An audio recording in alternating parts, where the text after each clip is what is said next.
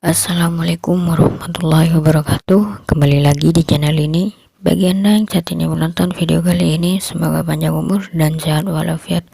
Kali ini saya akan membagikan tips manfaat dan kandungan kencur untuk kesehatan. Nah, kencur ini banyak manfaat dan kandungannya guys untuk kesehatan, khususnya untuk menghilangkan batuk. Dan cara mengkonsumsinya juga sangat mudah. Pertama, parut kencur. Nah, seperti ini. Lalu peras dan ambil sarinya. Kemudian tambahkan sedikit air agar rasanya tidak terlalu pekat dan pedas. Kemudian campurkan dengan sedikit garam, lalu aduk rata. Minum ramuan kencur ini setelah sarapan dan sebelum tidur agar batuk berhak segera sembuh. Nah, seperti itulah cara mengkonsumsinya. Dan jangan lupa like, comment, share video ini sebanyak-banyaknya agar semua tahu tentang video ini.